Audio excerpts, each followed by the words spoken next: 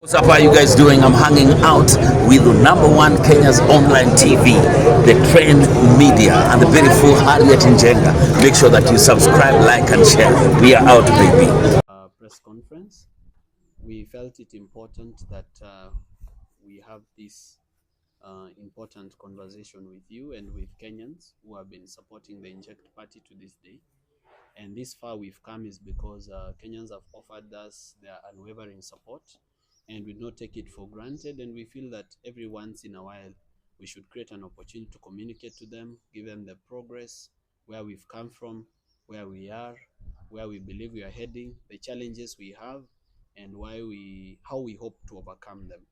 So I'm here with the Secretary General of the party, Solon Capareno.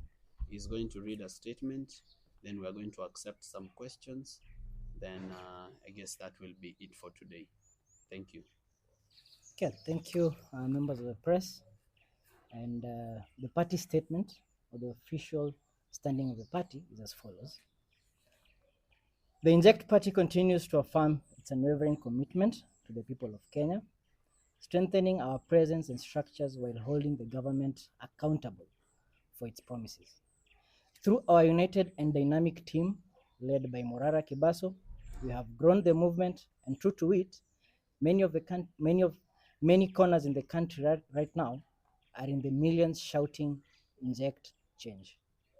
In the past 2 months, the Inject Party has traversed more than 30 counties, engaging directly with citizens to highlight pressing issues and government shortcomings. Our initiative, the Vampire Diary, started by Morara Kebaso, has spotlighted critical areas of failure in the current regime, shedding light on stalled projects that have long plagued development within counties and nationally. Our efforts have resulted in tangible progress, as you can see. From the Kanyagwal Fisheries Project in Kisumu to the Rombo Tomato Agro-Processing Facilities in Litoktok, all these projects are currently being revived, but more still needs to be done. These achievements underscore our commitment to ensuring that this administration is held accountable and responsible for the development of this nation. At the core of our party's success lies a robust and cohesive structure built around a skilled and passionate team. You can see them here, that operates on a voluntary basis. All the members you see before you operate on a voluntary basis. No one is being paid. And again, our success lies with the millions of Kenyans who have joined us in their own way, and this is a testament to their belief in our cause and to their commitment to the Kenyan people.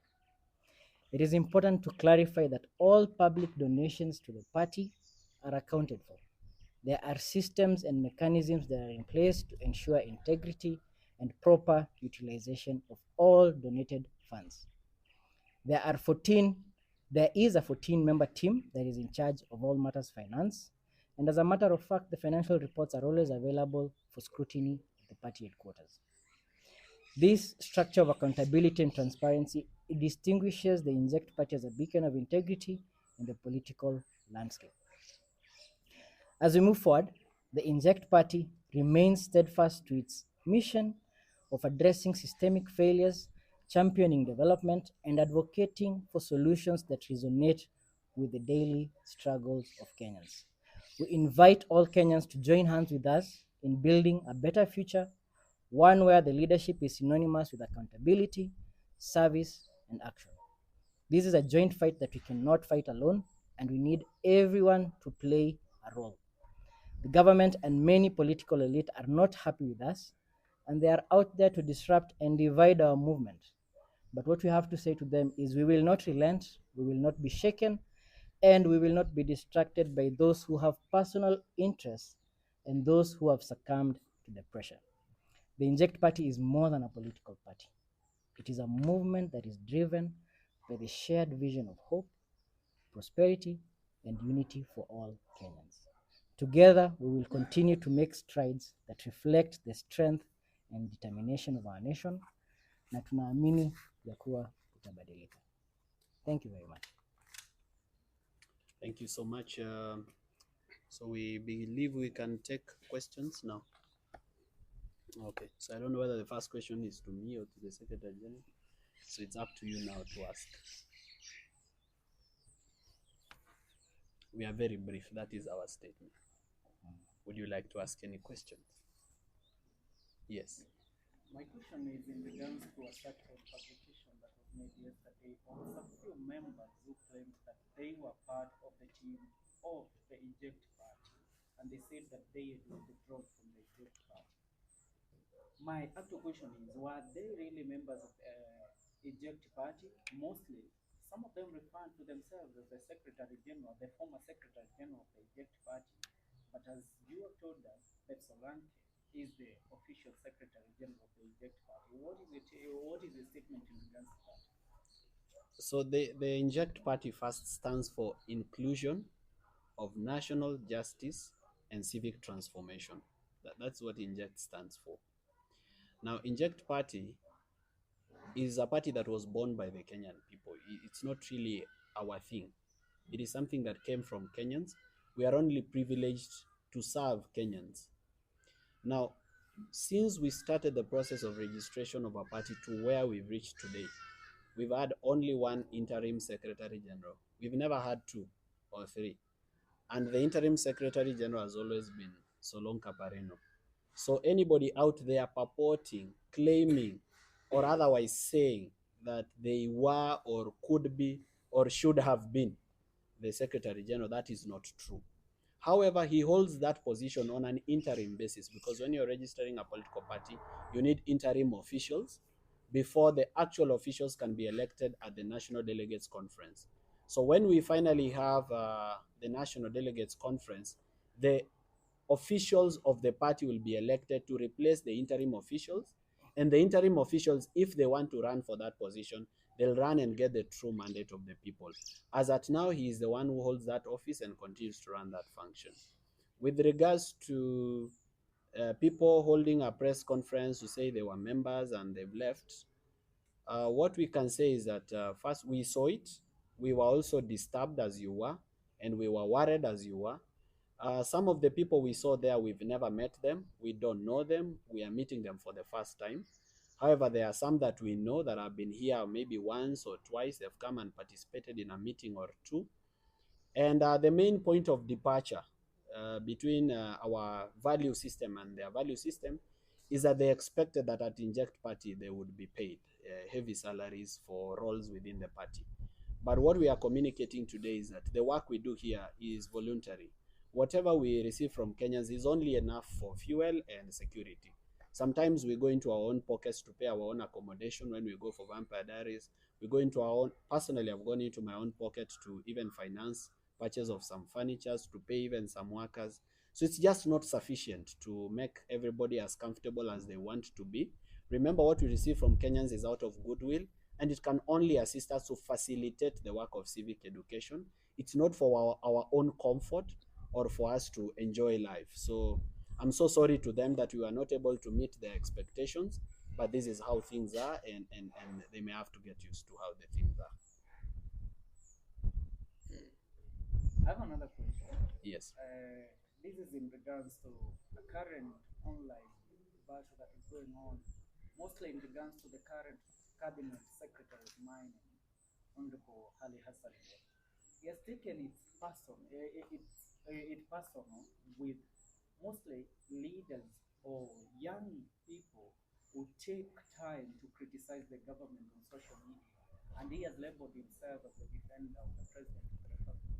What is your take on that? And mostly says that the young people that are attacking the government uses free Wi-Fi offered to them by the government. Well, I don't know where the cabinet secretary, Honorable Hassan Joho, gets the time to even insult Kenyans on social media, because those Kenyans who are on social media, if he says that they are idle because leaders like him who are corrupt have made it impossible for those young people to get opportunities, so they have a lot of time to be on social media.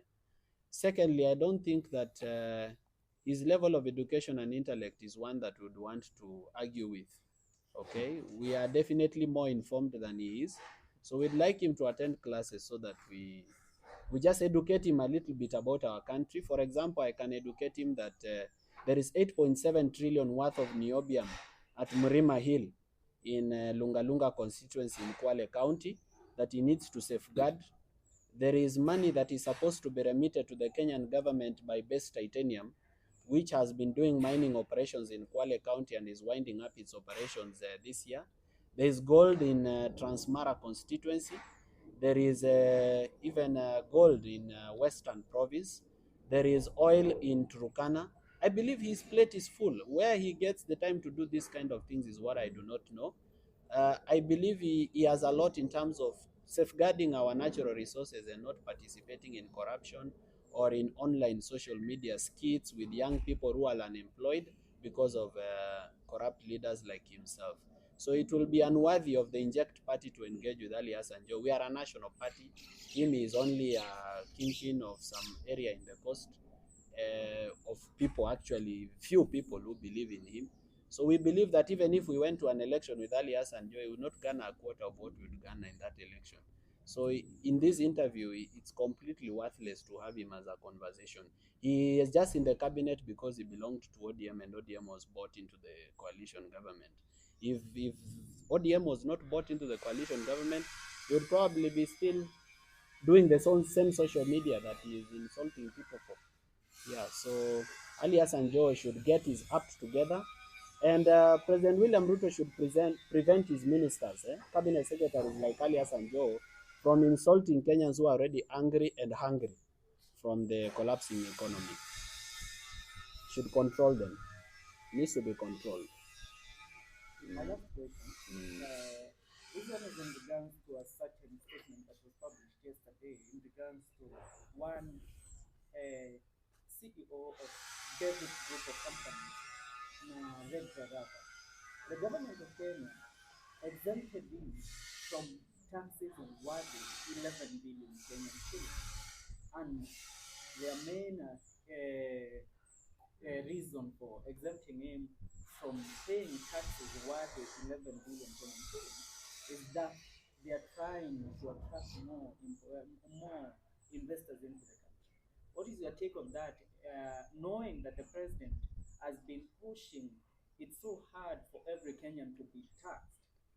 And also, my last question is: Inject party really a registered party? Because according to the statement that was given yesterday, is that Inject party has not yet been approved by the government of the Republic of Kenya as a party. So with regards to, those are two questions. Yeah. With regards to taxation, I believe one of my team members can answer. With regard to registration, I believe that falls in the docket of the Secretary General. So I don't know who will handle taxes. Farida? Okay, let me not say family at this point. You can Okay, come closer to them. Oh, okay. Oh.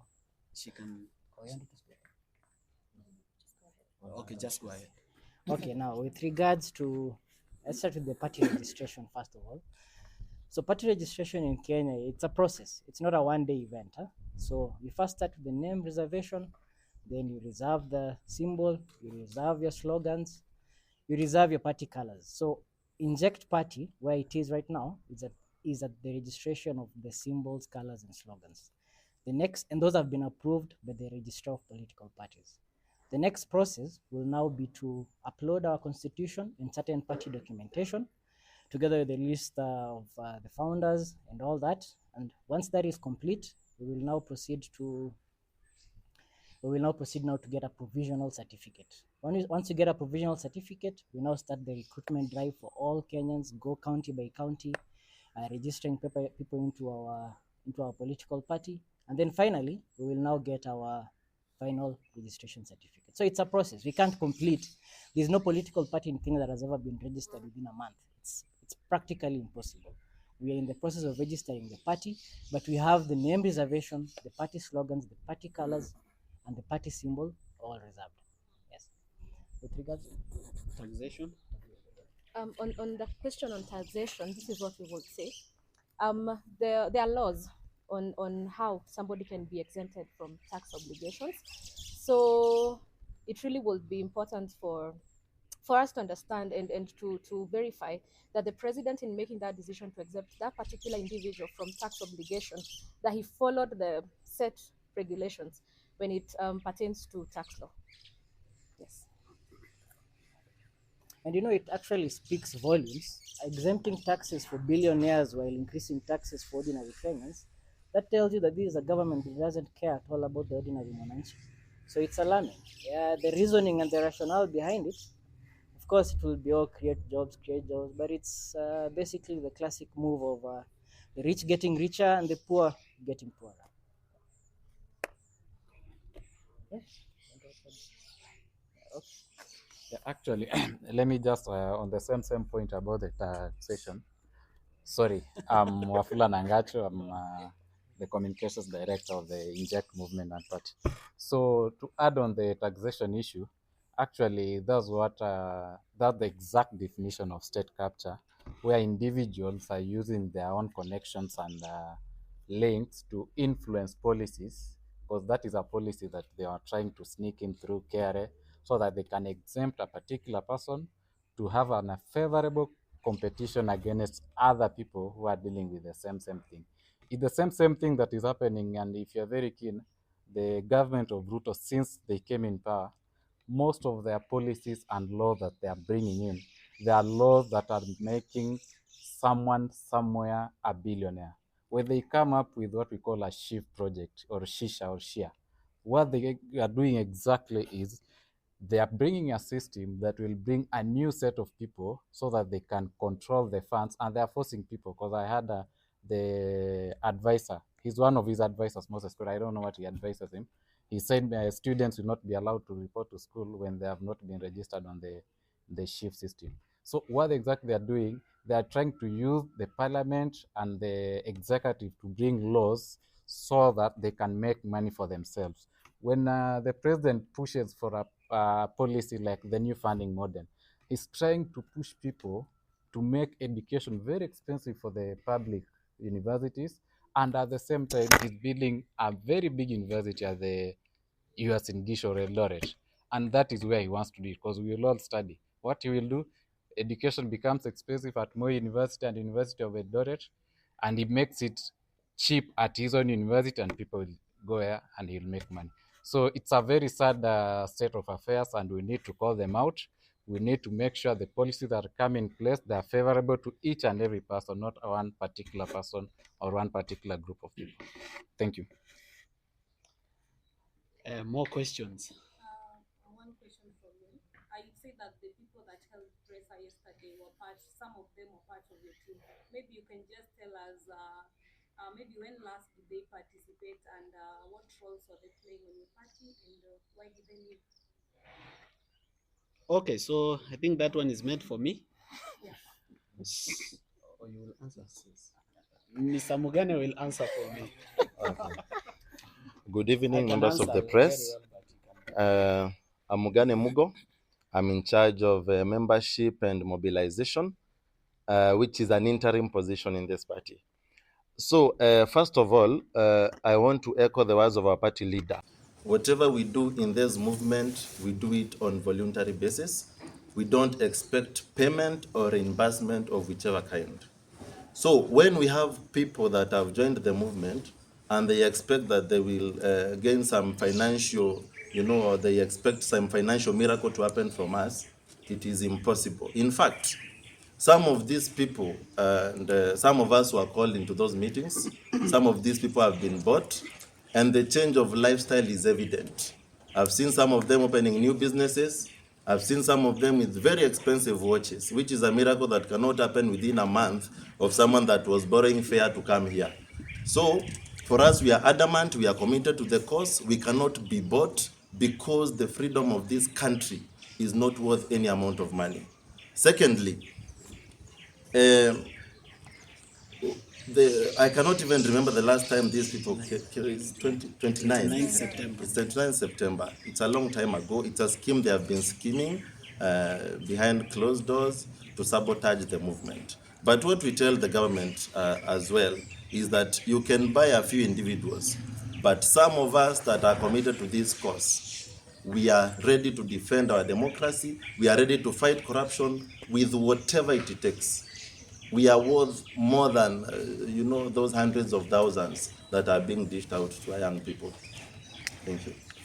There was also a claim by those who are your party members before that the money that Kenyans have been contributing towards the civic education is being channeled to Morara's phone numbers, direct personal accounts, and they feel that there's not going to be a proper accountability. I think the party leader will answer that, but also to bring you up to speed, whatever happened in the last 6 or so months that the movement has been on, 3 months, he has published it in the social media. You saw the kilometers that we've covered, and actually even the M-Pesas that he has been using, they are prone to scrutiny. Anyone that wants those reports, as he said, can come here. And right now, the treasurer will handle that. There's a bank account that is in place, and it has 3 signatories. So every money that has ever come through the party leader has been accounted for and has been used for the right cause of the movement. Thank you. So what I can add to what Mr. Mugane Mugo has said is that those phone numbers were my numbers before we started doing this. When we started, Kenya started donating to those numbers, I stopped using them for personal reasons, and now they were being used by the party. In fact, everybody here can say that they've had access to those phone numbers. In fact, even the messages you write to those phone numbers, Dalias has had, to read them, and then he briefs us on what is going on. So this is what happens. The reason we had to use a phone number to receive money is because, one, to avoid con men. Because when they send the money and the person they know is Morara and they see the name imeleta kwa M-Pesa Kebaso Morara, they develop a sense of trust. The second issue why we had to use those phone numbers is because we had a lot of support from the diaspora, which we still have to date. There are people who are in the US, who are in UK, who are in Germany, who support us and who support the movement to have fuel and to have security. So when they send, they usually use platforms like SendWave. Now on SendWave, you cannot send to a pay bill and you cannot send to a till. You cannot send to a phone number. And that phone number has to be registered to an individual. Even if it is not Morara, it has to be someone else.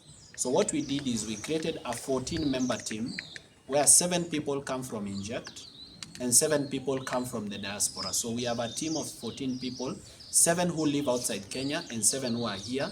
And the 14-member committee, what it does is that they budget for money every month.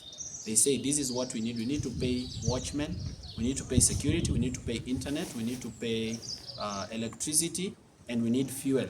We want to do this and this and this civic education in this and this and this place.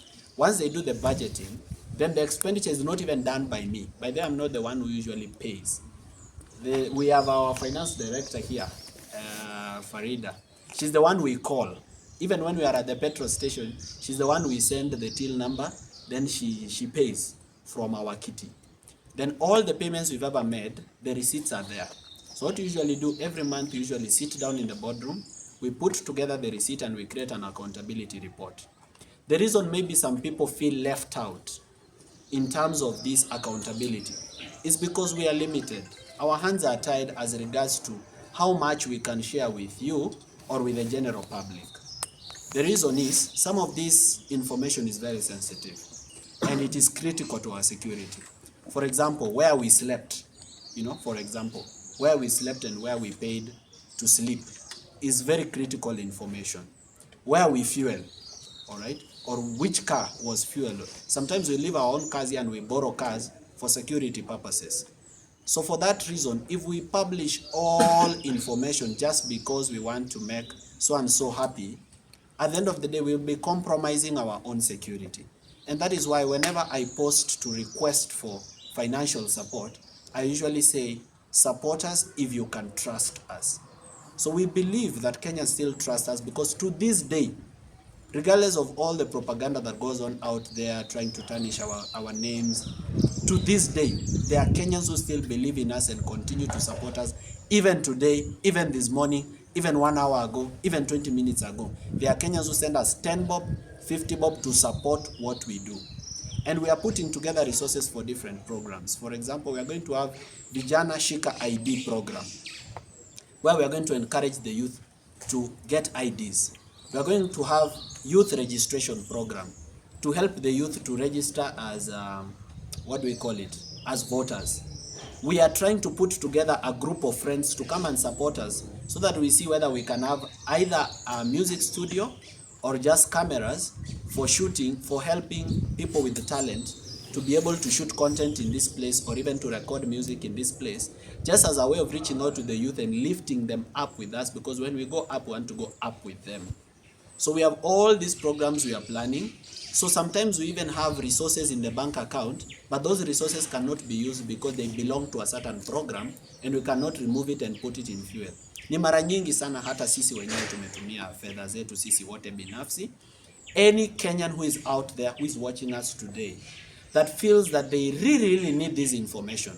This is not information that you can publish on our website or on our social media, because this is information that will be accessed by both our friends and our enemies. Just come here, give us a notice 3 days in advance so that the person who is supposed to give you this information prepares the information for you. Come here, sit down even for 2 hours or 3 hours, go through our records, be satisfied, including you who are in the media sector. You can give us a 3-day notice, you can come, go through our records one by one, see what we received, how we spent it, what we did with it, be satisfied. At least that way, we will know who accessed our information, so that if we see is out there, tutajua so and so and so and so and so and so are the ones that have accessed this kind of information. I hope you understand. Asanteni sana. Sorry?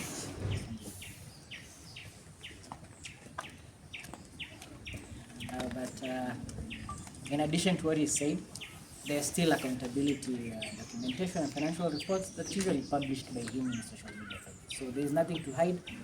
We are an open and accountable movement that is really strong on integrity, transparency, and accountability. Any other?